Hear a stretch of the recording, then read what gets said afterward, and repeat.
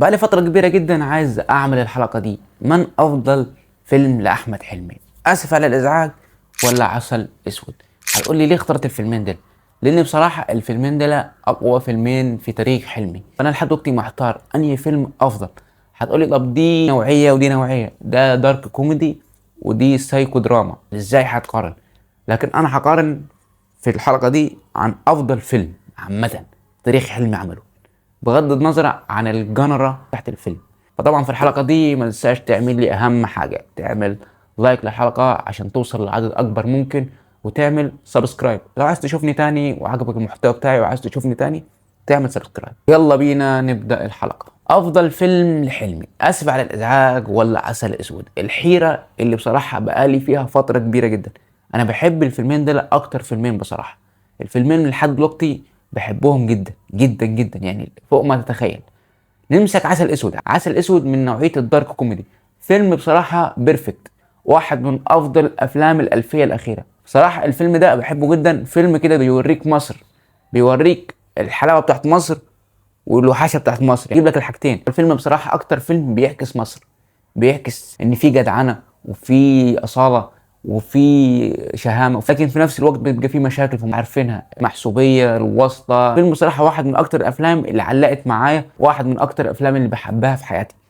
احمد حلمي بصراحه ابدع في الدور ده، دور مصري سيد العربي، راجل اللي عايش في امريكا من وهو طفل، فبيرجع مصر بلده من تاني وبيشوف كل المشاكل دي. التمثيل في الفيلم ده بصراحه من كل الممثلين هم جامدين جدا، يعني كل دور بصراحة 10/10.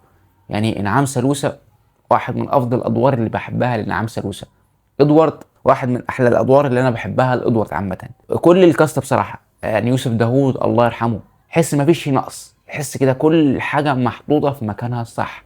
السيناريو من خالد دياب بصراحة حاجة 10/10. الفيلم بصراحة أنا عاجبني جدا وعاجبني كل التفاصيل اللي فيه، حتى النهاية. يعني في ناس لحد دلوقتي مش عاجبها نهاية عسل اسود، انا حاسسها بصراحه بتدي امل شويه، هي بتدي امل ان انت خلاص ما تتقفلش. الفيلم ده وراك ان مش كل حاجه وحشه ولا كل حاجه حلوه، في كده وكده. والناحيه التانيه بقى فيلم اسف على الازعاج، فيلم من نوعيه السايكو دراما اللي بيحكي عن مرض نفسي معين اللي هو السكيزوفرينيا، الهلاوس السمعيه والبصريه. كتابه من ايمن بهجت قمر، واحده من اقوى عناصر الفيلم، سبب رئيسي في نجاح الفيلم. الكتابه كانت في الفيلم ده هي البطل الاساسي، كتابة كانت قوية جدا. برضه ما اقدرش انكر الاخراج من خالد مرعي، الراجل ده انا بحبه جدا، الراجل ده واحد من اهم مخرجين مصر. خالد مرعي الراجل ده انا بحبه جدا جدا. الاخراج بصراحة مرعب، التفاصيل مرعبة. انت لو اتفرجت على الفيلم ده 50 مرة، في كل مرة هتطلع تفصيلة جديدة انت ما خدتش بالك منها قبل كده. فالتفاصيل هنا في الفيلم ده مرعبة. التمثيل من احمد حلمي. احمد حلمي قبل الفيلم ده كان عامل كوميدي، بس كان اول مرة يقدم النوع ده، نوع الدراما. لكن الراجل ده فاجأنا ان هو ممثل جامد، ان هو يعمل الدور الدرامي ده وان هو بيعاني من مرض نفسي. فبصراحة احمد حلمي فاجأ الجميع، فاجأ الناس وفاجأني بصراحة ان هو ممثل جامد جدا. التمثيل بصراحة مش في احمد حلمي بس، محمود حميدة، دلال عبد العزيز، منة شلبي، الكاست كله حرفيا جامد. الفيلم بيحكي عن حسن اللي بيعاني من وفاة ابوه بسبب تعلقه وحبه الشديد لابوه، بتجيله خيالات تاني ان ابوه لسه عايش وبيشوفه وبيتكلم معاه. فالفيلم بيبدأ من منطلق الاحداث هنا وبتشوف كل القصة بالظبط، ان حسن بيعاني من مشكلة ان هو عنده الاسكيزوفرينيا. الفيلم بصراحة ككل عناصر فيه، الموسيقى التصويرية بصراحة حاجة واحدة من أهم عناصر الفيلم. بصراحة الاختيار صعب جدا. الفيلمين هنا بصراحة مقفلين كل حاجة، يعني كل حاجة، قصة، سيناريو، تمثيل، كل حاجة، موسيقى، تصوير، الاتنين جامدين جدا. فبصراحة الاختيار صعب جدا، بس أنا مش عارف، بحس إن أنا يعني بميل أكتر جدا يعني لعسل أسود.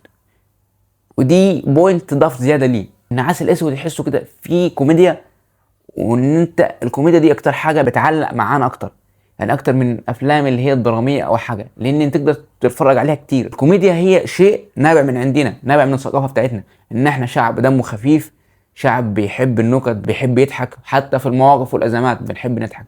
فالكوميديا معلقه معانا اكتر، فانا بصراحه بحب الكوميديا، مع ان دي كوميديا سودا، يعني دي كوميديا فيها معاناه، ان انت بتضحك من قلب المعاناه، بتضحك من مشكله رئيسيه، ما تضحكش المفروض تعيط. لكن بصراحه الفيلم ده ما زال لحد دلوقتي هيعيش لسنين كتير واجيال كتير هتتفرج على الفيلم ده بسبب الكوميديا والدارك كوميدي. واحد من افضل الجنرا اللي انا بحبها الدارك كوميدي. فبصراحه انا شايف ان عسل اسود واسف على الازعاج هم افضل فيلمين لحلمي، بس انا بصراحه بميل شويه لعسل اسود.